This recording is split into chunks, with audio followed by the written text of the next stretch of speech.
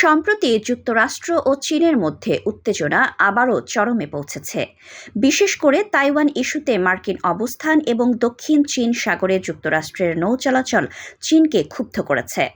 চীন এখন সরাসরি হুঁশিয়ারি দিয়েছে যে আগুন নিয়ে খেলছে আমেরিকা এবং দেশটির সামরিক বাহিনী পূর্ণ প্রস্তুত রয়েছে উপযুক্ত জবাব দেওয়ার জন্য।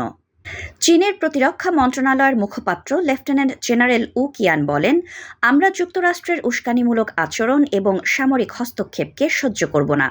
তারা যদি আগুন নিয়ে খেলে তবে তার মূল্য দিতে হবে। চীনা বাহিনীর মতে যুক্তরাষ্ট্র তাদের জাতীয় সার্বভৌমত্ব ও নিরাপত্তার জন্য হুমকি হয়ে উঠছে। তাইওয়ান ইস্যুতে চীন বরাবরই বলে আসছে এটি তাদের অভ্যন্তরীণ বিষয়, কিন্তু মার্কিন অস্ত্র বিক্রি, উচ্চ পর্যায়ের কূটনৈতিক সফর ও সামরিক সমর্থন চীনের দৃষ্টিতে একেবারেই উস্কানিমূলক। চীনের অভিযোগ, যুক্তরাষ্ট্র ইচ্ছাকৃতভাবে এক চীন নীতি লঙ্ঘন করছে, যা আঞ্চলিক স্থিতিশীলতার জন্য হুমকি। সম্প্রতি চীনের পিপলস লিবারেশন আর্মি তাইওয়ানের আশেপাশে বিশাল সামরিক মহড়া পরিচালনা করেছে।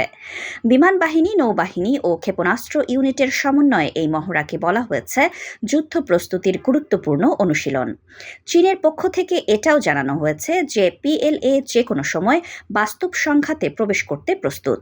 হোয়াইট হাউস থেকে জানানো হয়েছে যুক্তরাষ্ট্র তাইওয়ানের আত্মরক্ষার অধিকারকে সমর্থন করে এবং আন্তর্জাতিক নিয়ম ভিত্তিক শৃঙ্খলা বজায় রাখার পক্ষে কাজ করে যাবে।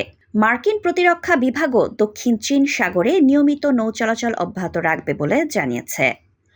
বিশেষজ্ঞদের মতে চীন ও যুক্তরাষ্ট্রের এই উত্তেজনা ভবিষ্যতে আরও বড় সংঘাতের দিকে গড়াতে পারে, বিশেষ করে যদি কূটনৈতিক পথে সমাধানের উদ্বেগ ব্যর্থ হয়। এই পরিস্থিতিতে আঞ্চলিক মিত্রদের ভূমিকা এবং আন্তর্জাতিক সম্প্রদায়ের চাপ গুরুত্বপূর্ণ হয়ে উঠছে। চীন যুক্তরাষ্ট্র উত্তেজনার বর্তমান প্রেক্ষাপট একটি বিপজ্জনক মোড়ে পৌঁছেছে, যেখানে সামান্য ভুল বোঝাবুঝিও বড় ধরনের সংঘাতে রূপ নিতে পারে।